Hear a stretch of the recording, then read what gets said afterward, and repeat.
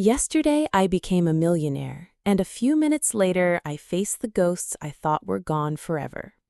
My Aunt Vivian had passed away, leaving me everything: her $2 million in cash, the Victorian mansion where I now sat, and her shares in a company worth millions more. I was still mourning when the door opened and in walked my parents, the ones who had abandoned me 15 years ago without a single goodbye. My mother smiled sweetly and said, "We are your guardians," as if time had not happened at all. Then my lawyer entered with a thick file, and their faces drained of color. My childhood had been ordinary until it wasn't.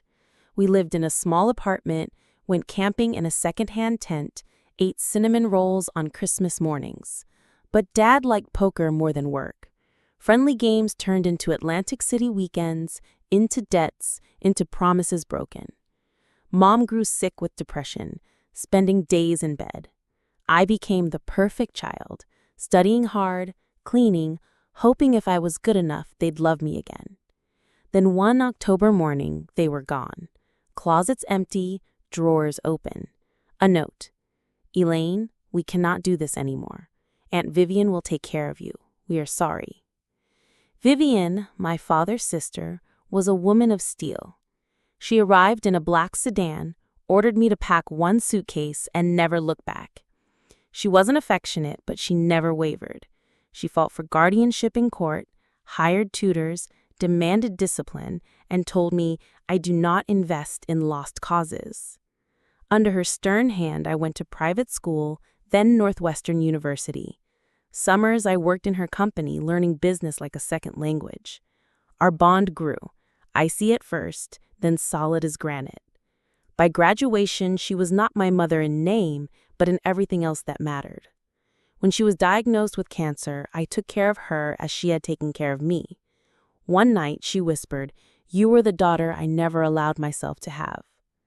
She died months later, leaving me not just wealth, but a legacy of resilience. 3 weeks after her funeral, I sat in the office of Harold Thompson, her lawyer. When the door opened, my parents entered. I had not seen them since I was 13. My father was heavy and gray, my mother thin and sharp. They spoke as if we had been separated by circumstance, not abandonment. I sat frozen. Thompson began reading the will. Everything went to me. My parents shifted forward in their chairs. "Elaine is very young," my mother said. "Fortunately, as her parents, we can help manage things." My father nodded. "Legally, we are still her guardians." Thompson smiled thinly. "We will reconvene tomorrow with all documents." That evening, I met my parents for dinner, against my better judgment. They told stories: gambling debts, depression, shame. "We always meant to come back," they said. Yet their words slipped quickly into requests. $100,000 would fix everything: their mortgage, their medical bills. They even suggested I give them jobs at Vivian's company. I left with ice in my chest. That night, I found a locked drawer in Vivian's study. Inside, investigator reports, photographs, and a letter addressed to me. She had documented every time my parents tried to extort money. She had paid them once, early on, to avoid a custody battle. Then, never again. She had even adopted me legally when I was 16, though she kept it quiet so I wouldn't feel erased. "Blood is not entitlement," she wrote. "Family is built through care and sacrifice. You are my daughter in every way." The next day, Thompson laid out everything: the adoption papers, the investigator's files, the no contest clause in the will. If my parents challenged, the estate would go to charity. My father raged. My mother cried. Security escorted them out. They appeared once more at the mansion, begging at the door. I gave them 5 minutes. They spoke of regret, of second chances, of family. I asked them one question: if Vivian had died poor, would you be here? They had no answer. When my father grabbed my arm, I pointed at the security camera Vivian had installed years ago. The police patrol pulled in, and they left with curses instead of love. Weeks later, I found another note in Vivian's nightstand. This one was not legal, but personal. "I love you, Elaine. I did not give you life, but it has been my privilege to watch you live. Be wise, be happy. Mom. Now the house feels like mine. I run the business with her lessons in my bones. I've started a foundation for abandoned children, using part of the inheritance to give others what Vivian gave me, stability and hope. My parents may send letters, but I'm no longer that 13-year-old waiting for the phone. I know now that real family is chosen, not owed. If you've ever had to cut ties with toxic family, tell me in the comments how you found the strength. Like this story, subscribe for more, and share it with someone who needs to hear that walking away from people who hurt you is sometimes the bravest choice you can make. The day after Vivian's funeral, I thought grief would be my only companion. Instead, the past walked in wearing my parents' faces. They had been gone 15 years. They left me at 13 with nothing but a note and a hollow apartment. Now they were back, smiling like time was a trick. My mother's words sliced through the room. "We are your guardians." As if guardians vanish without a trace for half my life and return the moment millions are on the table. I could barely breathe. Aunt Vivian had been my anchor. She stepped into the chaos when they walked out. She gave me rules when I needed structure, tuition when I needed a future, and silence when I needed space. She never said, "I love you" out loud, but her actions stitched that love into my life. She died with dignity, leaving me her home, her business shares, and enough money to make anyone's eyes widen. She left me safety. She left me choice. But as I sat in the lawyer's office, staring at the two people who once called themselves my parents, I felt 13 again. Small, abandoned, desperate. My father had aged into grayness. His swagger dissolved into extra weight and bitterness. My mother looked hollow, her eyes ringed, her hands clutched tight around her purse. They looked at me not like parents reunited with a daughter, but like investors examining an asset. Harold Thompson, Vivian's lawyer, read the will. To my niece Elaine, I leave the entirety of my estate. My heart pounded as he listed everything. My parents leaned forward, smiling again. "That's a lot for someone so young," my mother said, reaching for my hand. "Luckily, we're here to guide you," my father added. "Legally, we're still your guardians." My blood went cold. 15 years of silence, and now they wanted guardianship? Of millions? Thompson's calm voice cut through. "We will reconvene tomorrow with the full documentation." That night, I made the mistake of meeting them for dinner. A part of me, some broken child still inside, wanted to hear an explanation. They told me about gambling debts, about depression, about being ashamed. They claimed Vivian was always the better option, but their apology had cracks too wide to miss. Soon numbers slipped in. Mortgage debt, medical bills, just $100,000 would change everything. My appetite disappeared. Back at the mansion, I couldn't sleep. I searched through Vivian's study, through drawers and files. I found the folder marked Winters. Inside, photographs of my parents in casinos, affidavits signed by them handing me over, records of money they had taken from Vivian years ago, and reports of them trying again and again to use me as leverage. And then the letter. "My dearest Elaine," it began in Vivian's perfect script. "If your parents return, it is not out of love, but opportunity. I adopted you legally at 16. You are my daughter in every way that matters. Protect yourself. Remember, family is built by showing up, not by blood. I am proud of the woman you have become." I cried until dawn, not because of what my parents did. I had expected their betrayal, but because Vivian had carried this burden for me. She had kept the truth hidden so I could grow without more scars. She had been mother enough to take the blows in silence. The next day, my parents returned with a lawyer of their own. They spoke of rights and guardianship. Thompson laid the adoption papers on the table. He read Vivian's clause. any challenge to the will would send everything to charity. He showed evidence of their past extortions. My parents sputtered, denied, and raged, but the truth filled the room like stone. Elaine is my legal daughter, Vivian had written, and in that moment, I finally believed it. Security escorted them out as my father shouted, "You'll regret this when money is all you have." My mother sobbed, "We gave you life." And for the first time, I answered calmly, "Vivian gave me everything else." They tried once more, appearing at the mansion door that evening. I stood in the threshold, refusing to let them in. 5 minutes, I said. They begged, they blamed, they accused Vivian of poisoning me against them. I asked a simple question. If she had died poor, would you be here?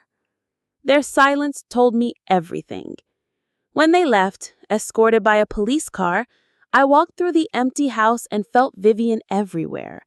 The kitchen where she quizzed me on Bahrain events, the study where she corrected my essays, the piano she made me practice for discipline, not talent. And then I found a small wooden box in her nightstand. Inside were my report cards, clippings of awards, my graduation program, and another note. I love you, Elaine. I may not have said it enough, but every day I showed it. You are the best decision of my life. Be happy, Mom.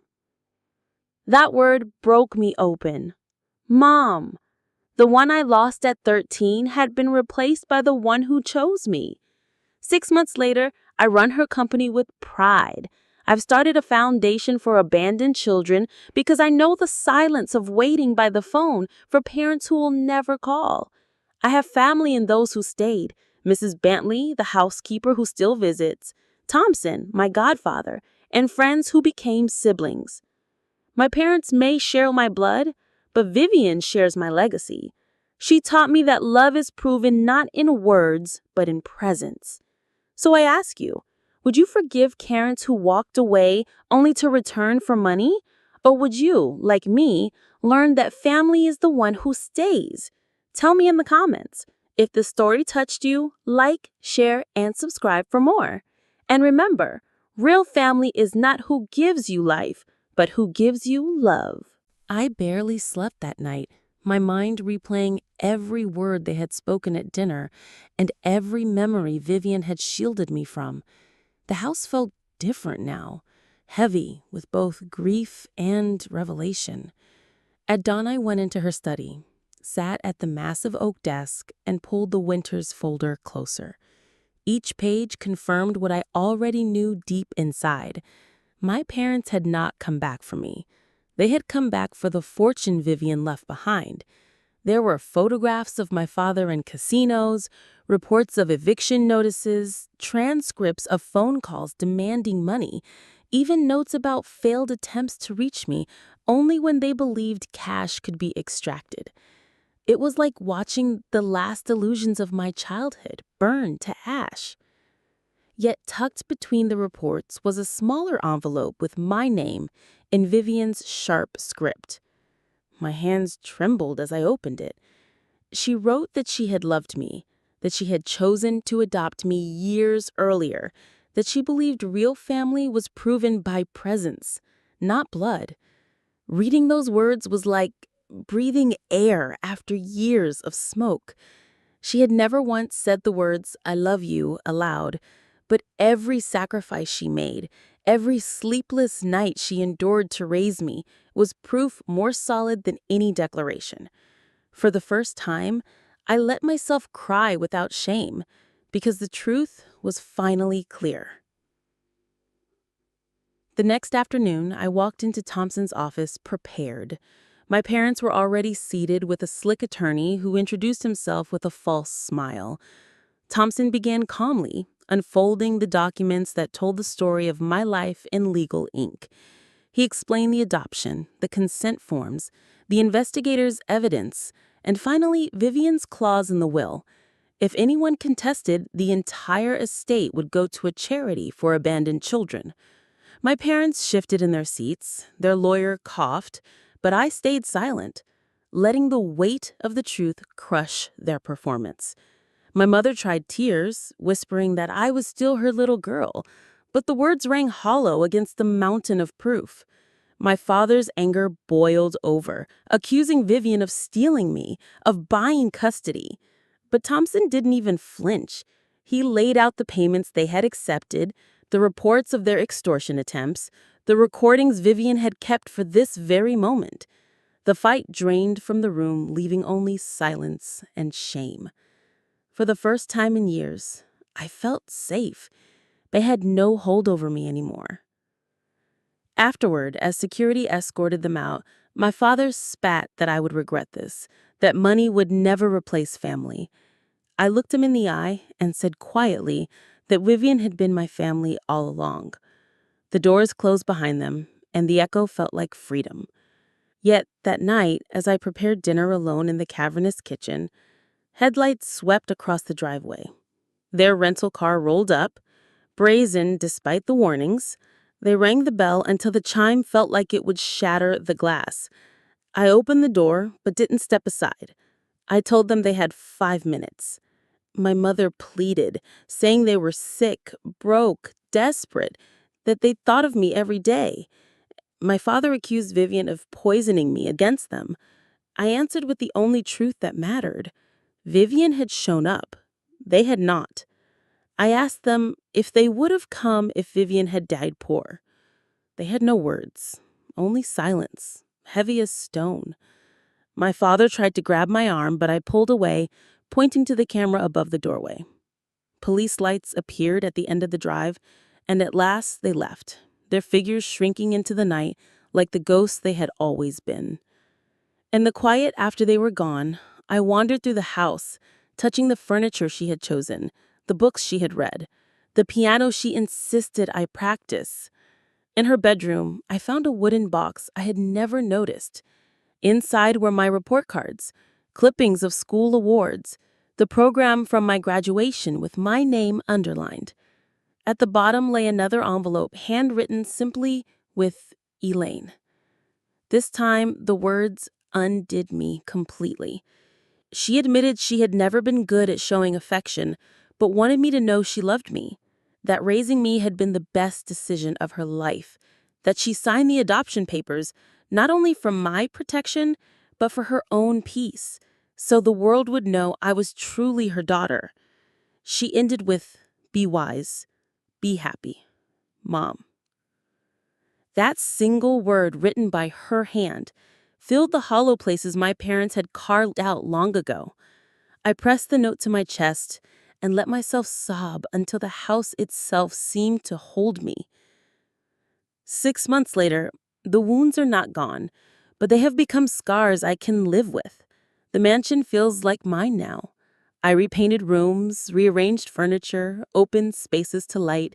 The dining room where Vivian once hosted investors is now my office, with computer screens on the antique table. The business thrives under my watch. I modernized marketing, expanded online sales, opened 2 new stores. Employees who had admired Vivian now look at me with the same respect, telling me they see her in my decisions. Most meaningful of all, I used part of the inheritance to start the Vivian Hughes Foundation. We provide therapy and housing for abandoned children because no child should ever wait by a phone that will never ring. Every time a young adult receives keys to their own apartment, I feel as though I am handing them what Vivian once handed me, a chance at stability, at dignity, at a future. Letters from my parents have arrived, some begging, some apologizing, one almost sincere. I have not responded. Their absence spoke louder than any words they could send now. I'm learning that closure doesn't come from the people who hurt you suddenly becoming better. It comes from choosing to stop waiting for them. My family is here, in the foundation I built, and Mrs. Bentley, who still comes to help and tells me stories of Vivian's quiet tenderness, and Thompson, who has become more godfather than lawyer, and friends who have stood by me. Blood may connect us, but love is what builds us. I no longer dream of my parents' return. I no longer search for them in crowds. I look forward, not back. If you've ever had to redefine what family means, you know the weight of that choice. For me, family is not those who left when I needed them most, but those who stayed, those who showed up again and again. Vivian showed me that love is not spoken in apologies after the fact, but proven in the daily choice to care. She is gone, yet her presence guides everything I do. And as I stand in the garden she once tended, watching the sun set over the mansion she built, I know I'm not alone. Have you ever had to walk away from people who claim to be family but never acted like it? Tell me in the comments. If my story touched you, please like, share, and subscribe so others who carry the same scars know they are not alone. And remember, the ones who stay are the ones who earn the name family. The restraining order was approved within days, and for the first time in months, I slept without waiting for headlights in the driveway. Still, silence carries its own weight. I woke up each morning in a house far too large for one person, walking halls that echoed with memories of Vivian's footsteps. I tried to fill the emptiness with work, pouring myself into the business. The numbers were strong, the new stores promising, but the late nights left me staring at spreadsheets, wondering if success meant anything without someone to share it with.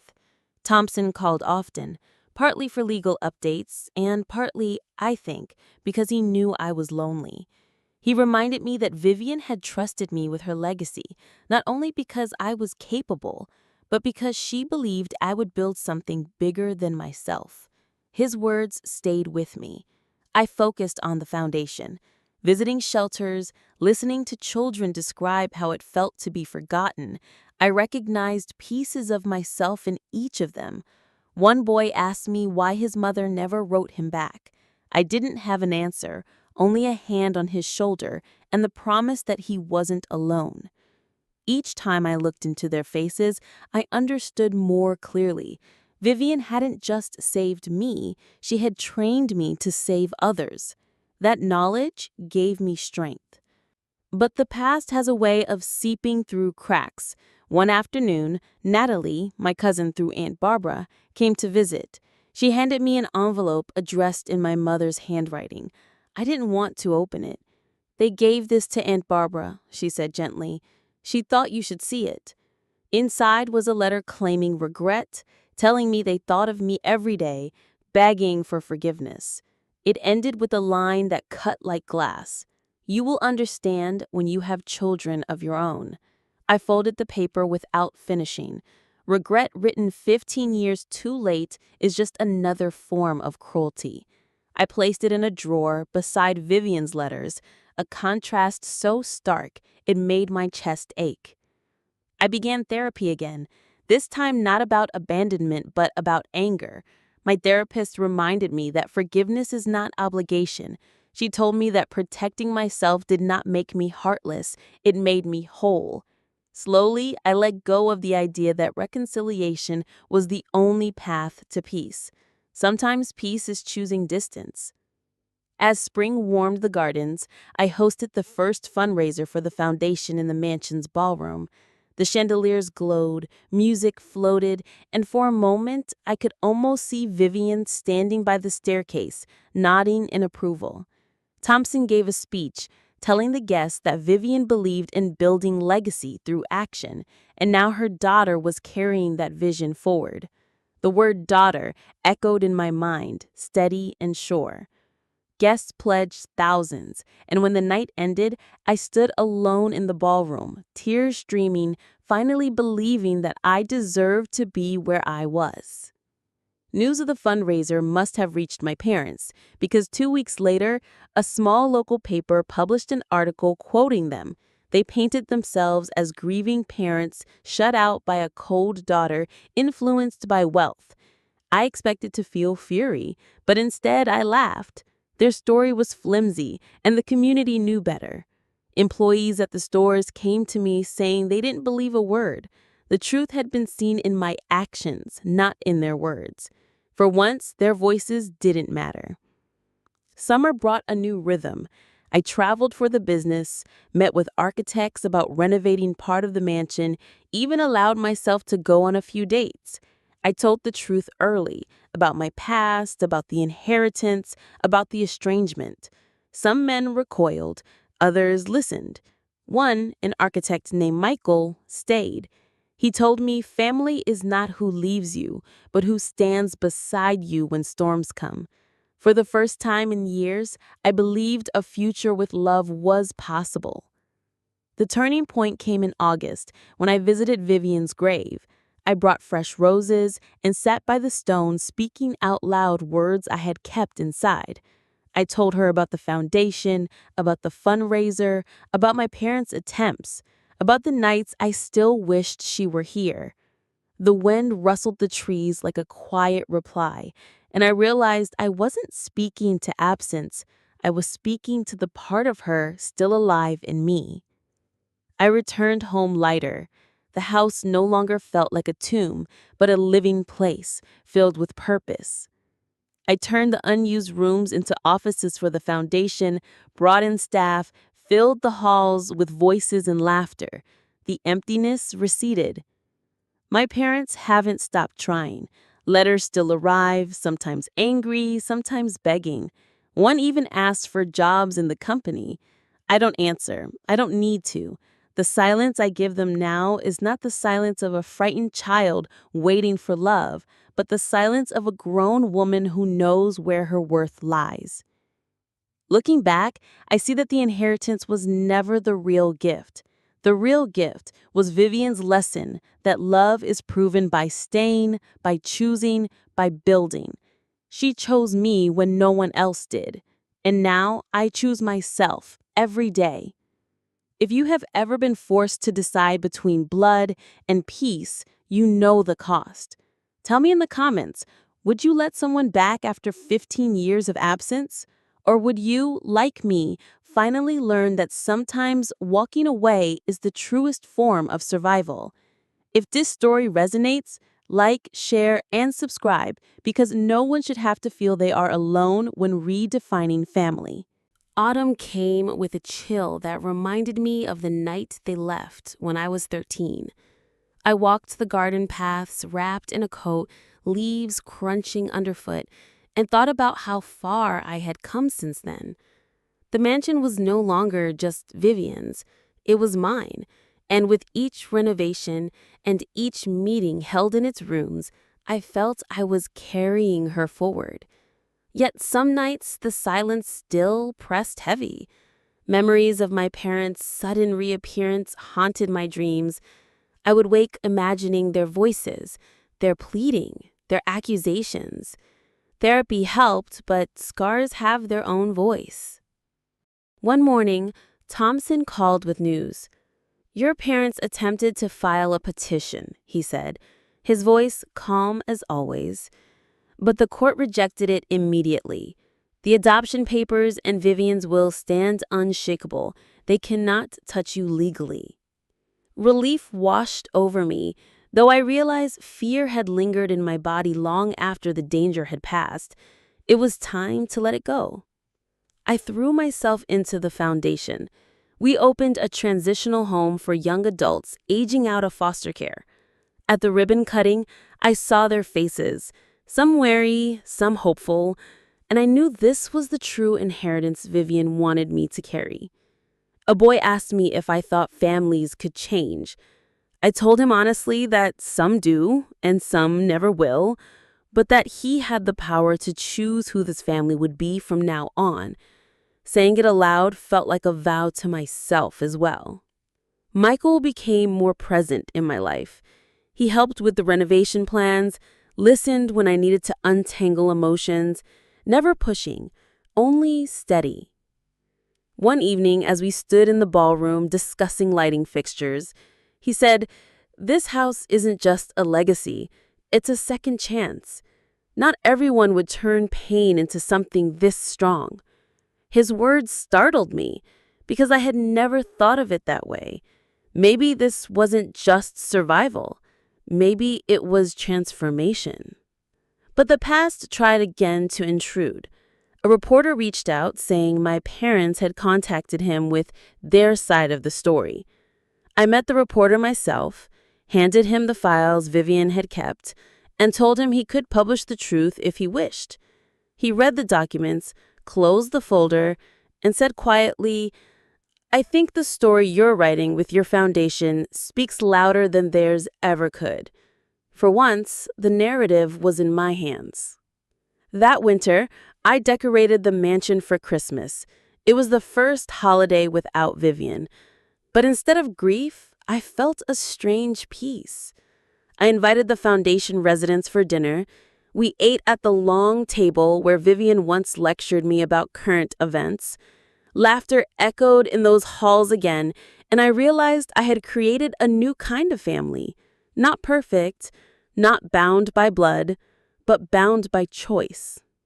Still, a letter arrived in late December.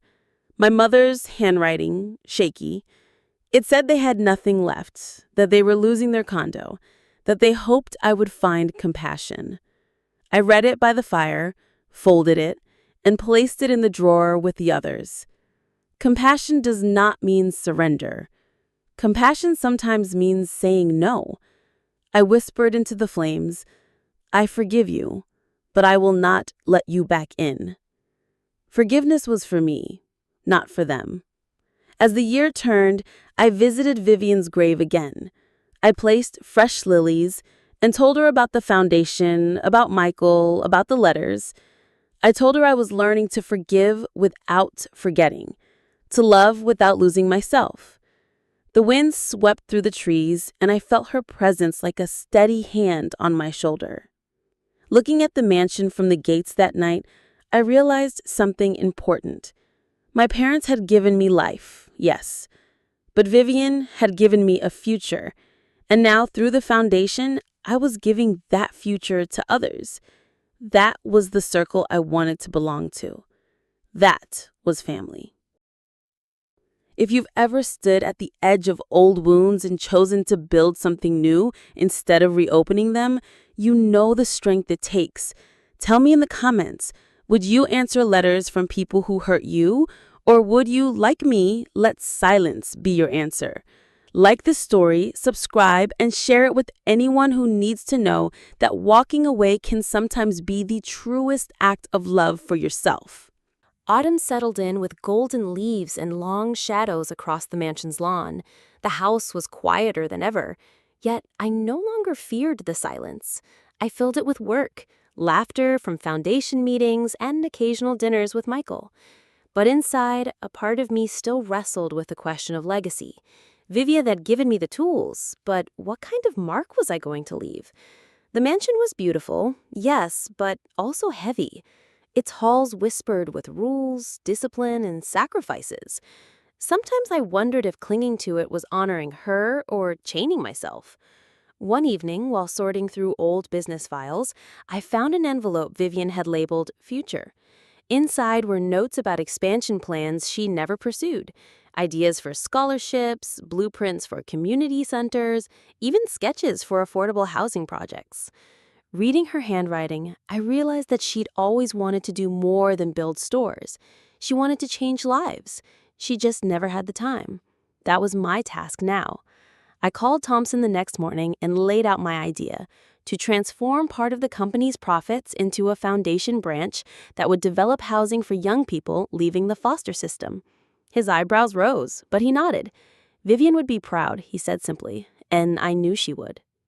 The work consumed me through the cold months. Meetings with architects, endless negotiations with city officials, fundraising campaigns. Some nights I collapsed into bed without even changing clothes. But the exhaustion felt good, purposeful. Michael supported me, though he sometimes worried I was pushing too hard. "You don't have to fix the whole world at once," he reminded me gently. I smiled and told him fixing one corner at a time was enough. The past reached for me again in January, when a letter arrived through the foundation's mailbox. My father had written it, his handwriting bold and angry. He accused me of erasing my family, of dishonoring the people who gave me life. He wrote that blood was stronger than paper, that one day I would face judgment for turning away. I read it once, placed it in the drawer, and felt the anger rise for a moment before settling into calm. Blood had abandoned me. Paper, the adoption papers, Vivian's will, her letters, had saved me. The choice was clear. In February, the first group of young adults moved into transitional housing funded by the foundation. I stood at the doorway as they carried in boxes, their faces a mix of fear and hope, and my chest ached with recognition.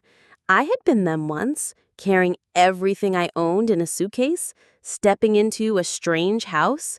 But unlike me, they were not alone. They had counselors, mentors, and each other. Watching them, I whispered, "This is for you, Vivian." Michael and I grew closer.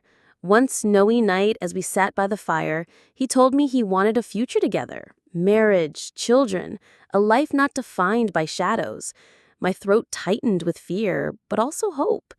I told him I was not ready yet, but the idea didn't terrify me the way it once had. For the first time, family did not feel like a trap. It felt like something we could build, carefully, on our own terms. Spring came again, and with it, another anniversary of Vivian's passing. I organized a memorial gala inviting employees, beneficiaries of the foundation, and friends. We shared stories of her sternness, her brilliance, her quiet acts of kindness. Standing on the stage in the ballroom, I told everyone that she had taught me family is not who leaves, but who stays. The applause filled the room, and I felt her presence like a steady hand on my shoulder. But even in this triumph, reminders of the past slipped in. A news article appeared about my parents being evicted from their condo, painting them as victims of bad luck. A part of me felt pity. Another part remembered nights of hunger, of waiting, of silence. I donated anonymously to a shelter in their city, not for them, but for the children who would end up there because of choices not their own. That was as close to forgiveness as I could give. As summer approached, I visited Vivian's grave once more. This time, I brought Michael. I told him, about the foundation, about the future I was beginning to imagine. Standing there, I realized grief had shifted. It no longer consumed me. It had become fuel. Vivian's absence hurt, but her lessons guided every step. Walking back to the car, Michael asked me quietly, "Do you ever wish they had stayed?" I thought about the child who would have said yes instantly. But now, after everything, I shook my head. No. If they had stayed, I would have never known Vivian. I would have never built this life. Their leaving broke me, but it also gave me the chance to be rebuilt. He squeezed my hand, and I felt peace. The mansion no longer feels like a weight. It feels like a starting point. I may sell it one day, build something new, but for now it stands as proof that pain can become power. If you've ever had to choose between the family you were born to and the family you built, you know how hard it is. Tell me in the comments, would you forgive those who left, or would you protect the life you created without them? Like, share, and subscribe if this story resonates. And remember, true family is the one that stays to build with you. Summer unfolded with warmth that softened even the hardest corners of the mansion. I spent mornings walking the gardens, watching the roses Vivian once planted bloom again, and felt that life was returning in ways I hadn't thought possible. The foundation was thriving, the company steady, and Michael's presence gave me something I had never truly allowed myself before: hope for a personal future. Yet every gain seemed to awaken old fears. I wondered if allowing happiness would invite disaster, as if joy was always followed by abandonment. My therapist reminded me that fear of losing does not mean love should be avoided. Still, healing is slow. I poured my energy into the housing project. Construction sites became my second home, the smell of sawdust and the sound of hammers a strange comfort. Each wall that rose felt like a promise to children who had none. The day the first building was completed, we held a small ceremony. Young adults moved in with boxes and laughter, painting the air with excitement. One girl hugged me and whispered, "This feels like the first place that's mine." Her words broke me open and stitched me back together in the same breath. Michael often joined me at the sites, sketching ideas for community gardens and play areas. One evening, as we watched the sunset over the half-built complex, he said softly, "You're building more than homes. You're building the childhood you never had." The truth of that pierced me. Maybe I couldn't change what happened to me at 13, but I could make sure others had a chance to feel safe. Letters from my parents stopped for months, until one appeared in late August. It was different, short, almost quiet. My mother wrote that she was ill, that she didn't want money, only forgiveness before it was too late. I read it 3 times, trying to feel something. Pity, maybe? But mostly I felt tired. I folded it and placed it with the others. Forgiveness might come one day, but not on command. It would be mine to choose, not theirs to demand. In September, the foundation hosted a gala in the mansion's ballroom. The chandeliers glowed, the room filled with donors, employees, and the very young adults we supported. I stood at the podium and told them about Vivian's strictness, her discipline, her way of showing love without saying it. I told them that she had taught me that family is not inherited. It is built. Applause roared, and I felt her there, proud in her silent way. Michael asked me to marry him that night. He knelt in the garden under the stars with a simple ring, not flashy, but steady, like him. For a moment, panic clawed at me, fear of promises broken, of history repeating. But then I saw his eyes, filled with patience, not demand. I said yes. The word felt both terrifying and liberating. Planning a wedding brought waves of conflicting emotions. Part of me feared my parents would somehow appear, uninvited, trying to claim the place. Thompson assured me the restraining orders still stood, that they had no legal ground. Still, I dreamed of them crashing the ceremony, turning joy into chaos. Healing doesn't erase fear. It teaches you to keep going despite it. The company continued to grow, though sometimes I felt guilty for splitting my energy between business, foundation, and personal life. Thompson reminded me that Vivian herself had never lived balanced, that her legacy was not about perfection, but perseverance. I allowed myself grace. As winter neared, I returned once more to Vivian's grave. I told her about Michael, about the housing project, about the engagement. I thanked her for the discipline, for the lessons, for every silent act of love. Standing there, I realized the grief no longer crushed me. It walked beside me, lighter, like a companion that taught me to cherish what I had now. When Christmas came, the mansion was filled again, not with my parents' ghosts, but with friends, foundation staff, and young adults who had nowhere else to go. We ate, laughed, and exchanged small gifts. It wasn't the family I was born into, but it was the family I had chosen. And for the first time in years, I didn't feel the absence of what I lost. I felt the presence of what I had built. If you've ever rebuilt family from ashes, you know the strength it takes. Tell me in the comments, would you open the door if those who left tried to return, or would you, like me, choose to keep building forward? Like this story, share and subscribe if you believe real family is proven by who stays, not who leaves. The new year began with snow blanketing the gardens, turning the mansion into something out of a postcard. I should have felt joy, planning my wedding and running projects that mattered, but there were days when unease curled inside me like a shadow. Healing, I've learned, isn't linear. Some mornings, I woke hearing echoes of my father's voice, that threat about blood being stronger than paper. I would shake it off, reminding myself of the truth Vivian left behind. But trauma has a way of replaying itself even when logic says you're safe.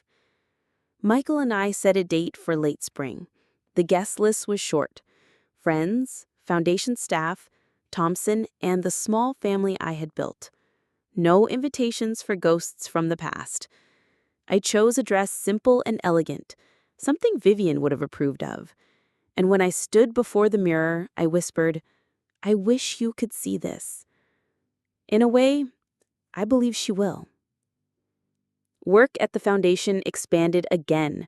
We secured funding for 2 more housing complexes and partnered with local schools to provide mentoring programs. I visited classrooms speaking to teenagers about resilience, and every time I saw their eyes widen with recognition, I knew I was doing exactly what I was meant to do. After one talk, a girl slipped me a note that read, "I thought I was broken. Now I see I can still be whole." I tucked it into my journal beside Vivian's letters. But the past refused to stay quiet. In March, Thompson called to tell me my parents had tried again, this time contacting a distant relative to plead their case. They claimed I was being manipulated, that Vivian had turned me against them. The relative, bless her, sent the letter straight to Thompson, who assured me it had no legal weight. Still, seeing their words reopened wounds. They would not let go, even after all the truth, all the silence. I sat in the study that night, surrounded by Vivian's books, and reminded myself their persistence doesn't define me. My choices do. The wedding drew closer. Michael sensed my anxiety and suggested we elope, just the 2 of us. For a moment, I considered it. But then I realized this ceremony wasn't just for us. It was for the family I had built, for the foundation kids who needed to see that love could grow even after betrayal. So we kept our plans, small but real. On the morning of the wedding, sunlight poured through stained glass windows of the chapel. Thompson walked me down the aisle, his arms steady, his eyes bright with pride. As I reached Michael, I felt a strange peace settle over me. The vows came easily. When I said "I do," it wasn't just to him. It was to a future unchained from the past. At the reception, laughter filled the air. Foundation kids I had mentored danced clumsily in suits too big and shoes too tight, and my heart swelled. Thompson raised a toast, saying Vivian would have been proud, and for once, I didn't cry. I smiled, knowing she was present in every brick of the house, every decision I made, every step forward. But even joy comes with reminders. A week later, an envelope arrived with no return address. Inside was a clipping from a local newspaper. My parents had filed for bankruptcy. Scrawled across it were the words, "This is your fault." I set it on fire in the fireplace, watching the flames devour both paper and guilt. It wasn't my fault. Their choices were their own. I repeated it like a mantra until the ashes turned cold. Married life brought changes I hadn't expected. Michael moved into the mansion, and suddenly the rooms no longer echoed with loneliness. We turned one wing into a shared studio, where he sketched designs while I planned foundation projects. Evenings were filled with simple joys: cooking together, laughing at burnt dinners, watching old movies. For once, family wasn't a dream or a wound. It was here, now, alive. The foundation thrived. With Michael's architectural expertise, we designed community spaces that encouraged connection: gardens, libraries, small theaters. I watched children run through hallways we had built, and it felt like redemption. Every hammer strike, every planted flower was an answer to the abandonment that once defined me. As spring warmed into summer, I visited Vivian's grave again, this time with Michael beside me as my husband. I placed lilies on the stone and whispered, "I did it. I found love. I kept building." The wind stirred, and I felt lighter. For years, I had carried grief like armor. Now I wore it more like a reminder, a scar that no longer controlled me. Summer passed quickly, filled with work, travel, and the quiet comfort of married life. Michael and I learned each other's rhythms, the way he hummed while sketching, the way I tapped my pen when thinking, the way we both laughed at small mistakes. The mansion, once echoing with silence, now felt alive. We filled rooms with books, art, and music. For the first time, I realized I was no longer living in Vivian's shadow. I was building something new atop the foundation she had given me. The foundation expanded again. Our second housing complex opened, and we launched an internship program that connected young adults with local businesses. Watching them step into offices with nervous smiles, I felt the same pride Vivian must have felt each time I accomplished something. She had raised me with discipline, sometimes stern, but always steady. Now I was passing that steadiness on. But the past crept in one afternoon when a young man at the shelter asked me, "Do you think parents ever change?"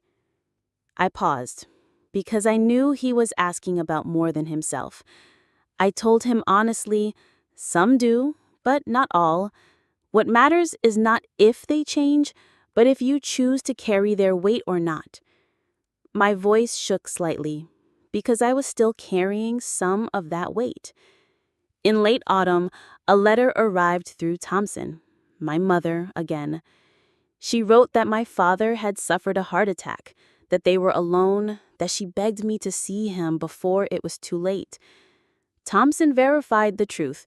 Yes, he had been hospitalized, but he was recovering and already demanding money.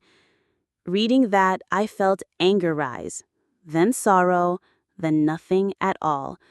I folded the letter, put it in the drawer with the others, and whispered to myself, I am not responsible. Christmas was different that year. The mansion glowed with light, filled with laughter from the foundation's young adults who had nowhere else to go. Michael played piano in the ballroom while kids sang along, off-key but joyful. I stood by the tree, watching, realizing this was family. Not perfect, not bound by blood, but chosen, alive, real. In January, I launched a new program under the foundation, therapy scholarships for those who had endured abandonment. Sitting in the first session with them, listening to their stories, I realized how far I had come. Their words mirrored mine at 13, at 18, at 25, and yet here we were, healing together. It felt like closure, though I know healing is never complete. Spring arrived with its usual rush of color. Michael and I traveled for the first time as husband and wife to Paris, a city Vivian had always dreamed of but never visited. Standing by the scene, I whispered into the air, "We made it for you." Michael held my hand and said softly, "She's here, in every choice you make." And I believed him. When we returned, Thompson brought news. My parents had left town quietly. Bankruptcy had closed in, and they had moved somewhere far, leaving no address. For the first time in years, there were no letters, no threats, no pleas, just silence. Instead of fear, I felt relief. Their absence was finally complete. One evening, as I walked the garden paths, I realized the circle was closing. They had left me at 13, and now, decades later, they had left again, this time powerless. But I was no longer a child waiting by the phone. I was a woman standing in the home I had built, surrounded by people who stayed. Michael asked me what I wanted to do with the future.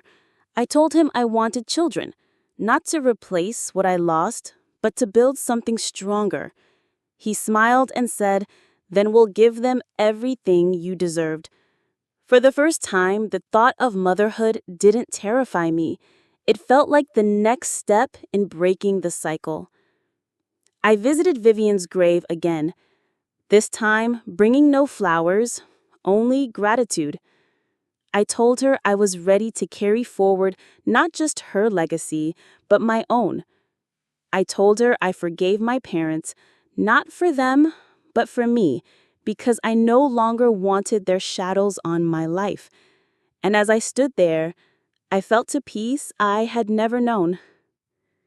If you've ever had to walk away from people who gave you life but never gave you love, you know the courage it takes to build something new. Tell me in the comments, would you choose forgiveness for yourself even if they never asked properly? Like, share, and subscribe if you believe real family is not defined by blood, but by love, presence, and choice. Spring blossomed into a season of renewal, and with it came a strange calm I hadn't felt in years. For the first time, my mailbox stayed empty of letters carrying guilt or threats. The silence that used to frighten me now felt like a gift. I spent mornings with Michael walking through the gardens, planning what our future might look like. Sometimes we spoke of children, sometimes of travel, and sometimes we just walked in silence, letting the world itself be enough. The foundation was thriving. The second housing complex was full, and the mentorship program connected dozens of young people with professionals who cared. Watching them arrive at their internships with nervous smiles and return with proud stories gave me a sense of completion I never thought I'd feel. It was as if I had turned my pain into bricks and mortar, my scars into shelter.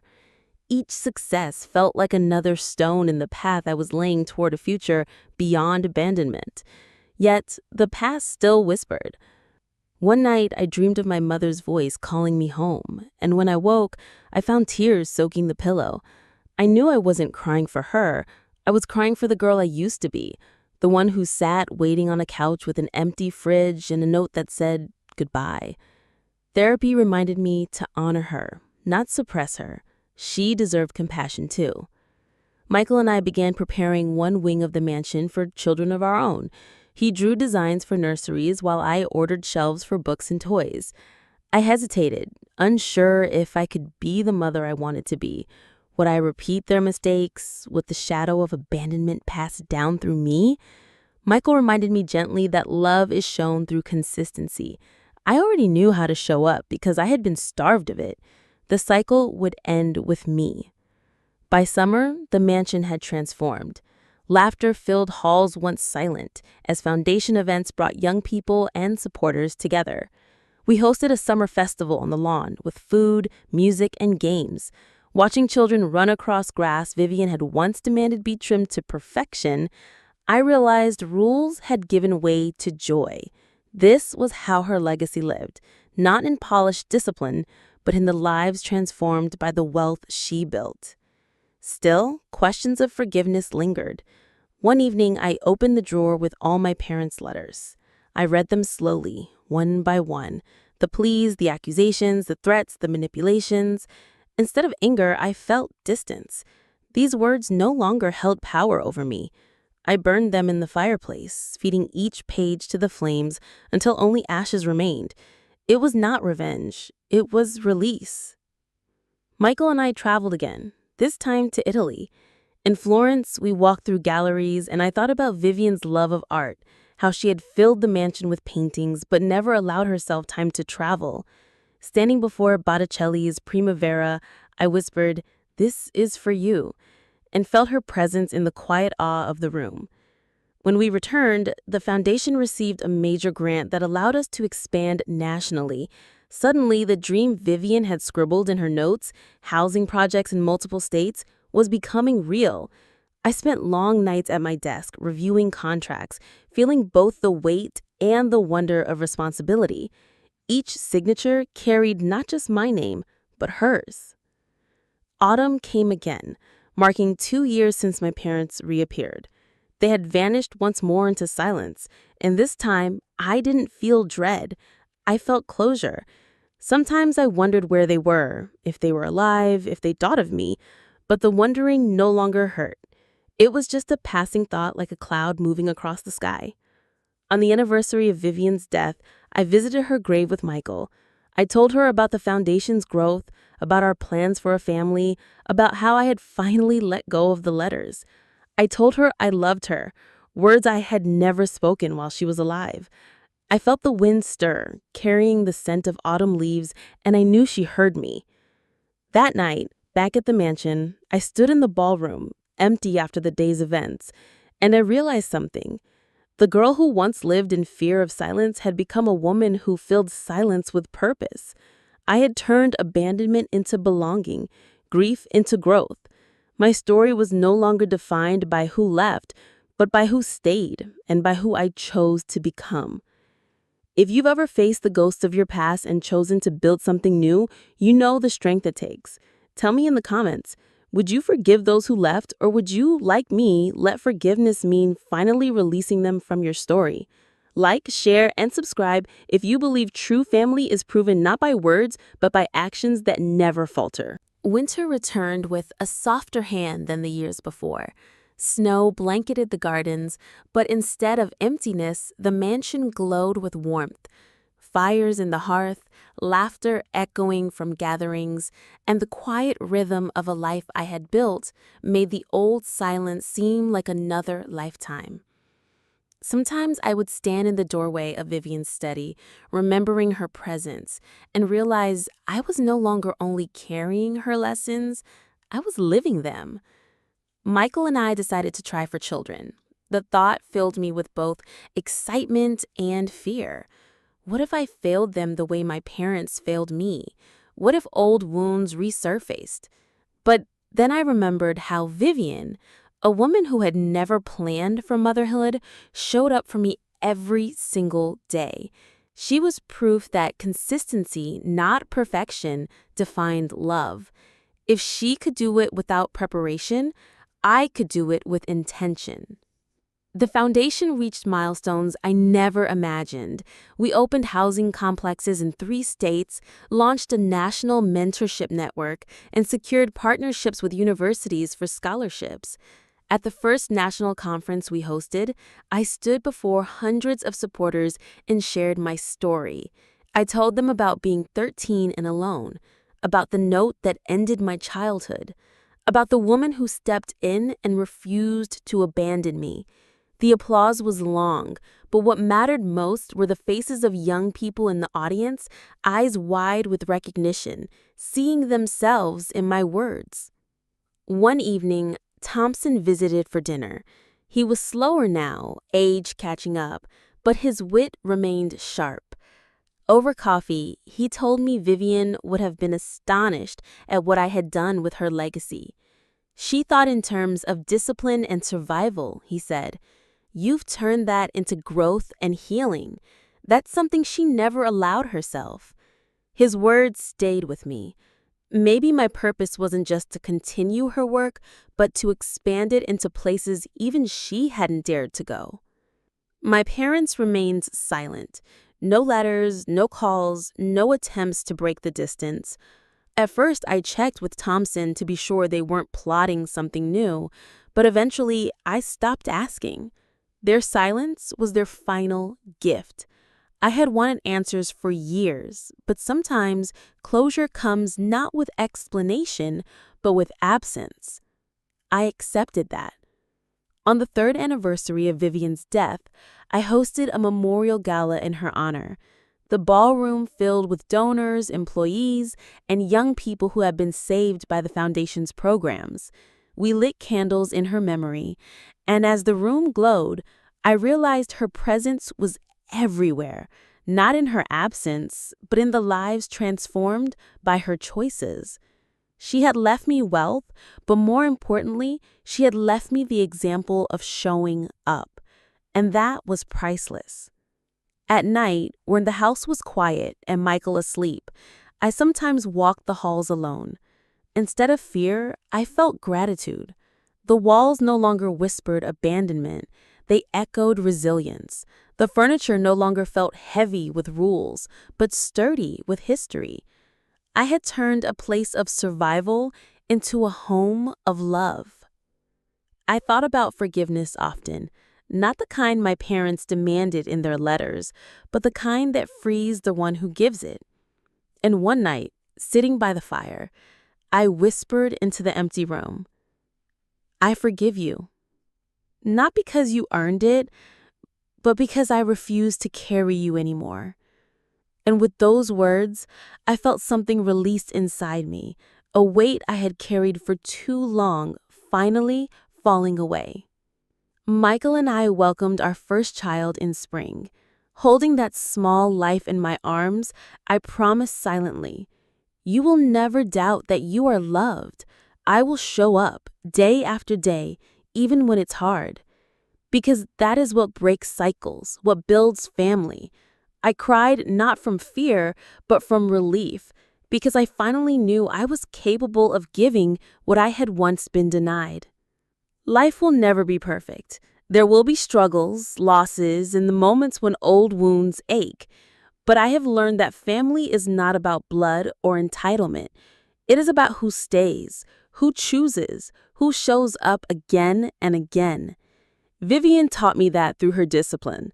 Michael shows me that through his love. My foundation proves it through every young person who finds a home instead of an empty couch. The mansion stands now as a symbol, not of wealth, but of transformation.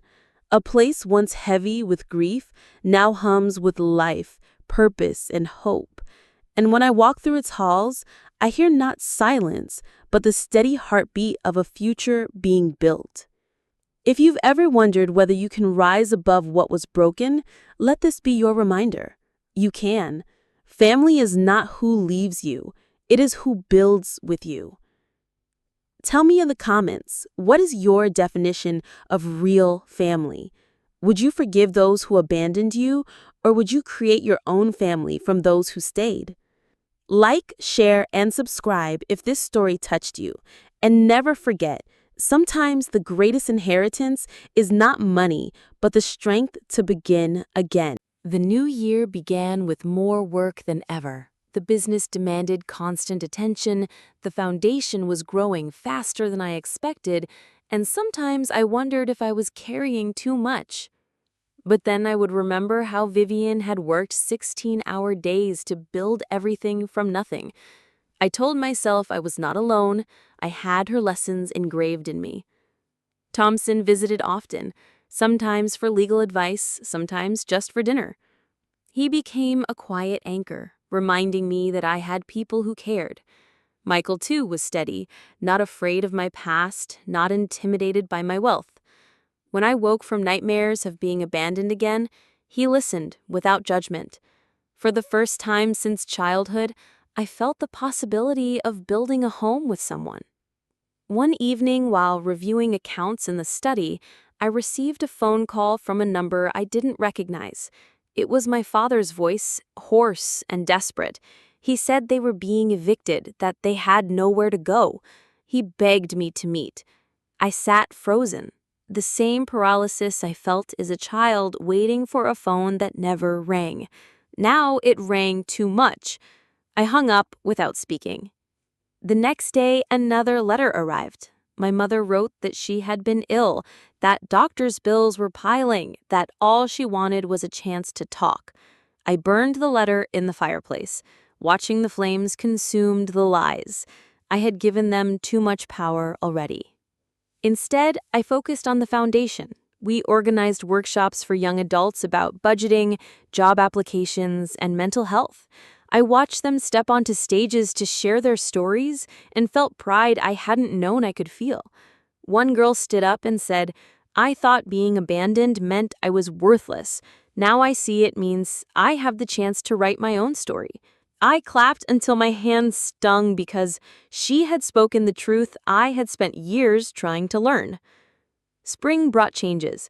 Michael asked if I would consider selling the mansion and moving somewhere smaller, something we could shape together. I hesitated.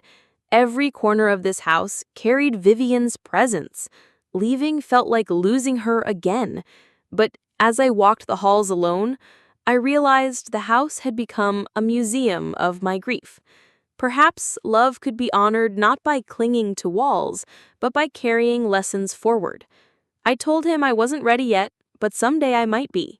He only smiled and said he would wait. Work at the company expanded.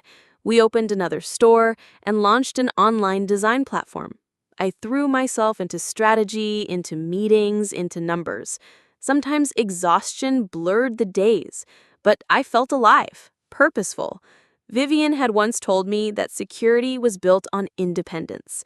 I was proving her right. But the past found ways to reach me still.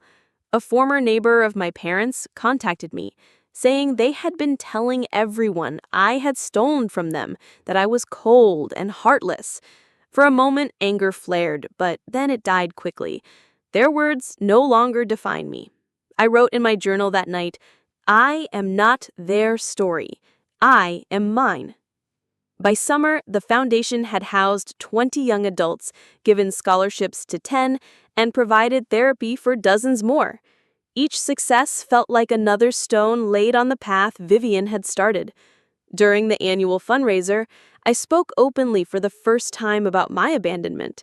My voice shook, but the room was silent as I described waiting at 13 for parents who never came back. When I finished, the applause was thunderous. I looked upward, imagining Vivian's stern but proud nod, and whispered, "We did it." Michael grew closer. We traveled together, small trips to escape the weight of responsibility. In Chicago, as we walked by the river, he said he admired my courage but also my kindness. He said I was proof that scars didn't have to make people bitter. For once, I believed it. The letters from my parents slowed. Perhaps they realized silence was my final answer. Yet, one last message arrived in late August, unsigned but unmistakably from them. It said simply, "One day you'll regret shutting us out. Blood cannot be erased." I folded it, placed it in the drawer with the others, and felt nothing. Not anger, not grief, just nothing. That emptiness was freedom. I visited Vivian's grave again before autumn returned. I brought lilies and told her about the foundation's growth, about Michael, about the peace I was finally finding. The sky was clear, the air crisp, and for the first time I left the cemetery smiling, because I knew she had not only left me wealth, she had left me strength. When I came home that evening, I stood at the gates of the mansion and realized something profound. My parents had given me life, yes, but Vivian had given me the tools to live. Now it was my turn to pass those tools to others. The cycle of abandonment stopped with me. If you've ever had to choose silence over chaos, if you've ever learned that family is the people who stay, not the people who share your blood, you know what it means to be free. Tell me your story in the comments. Like this video, subscribe, and share it with anyone who needs to be reminded you do not owe your past your future.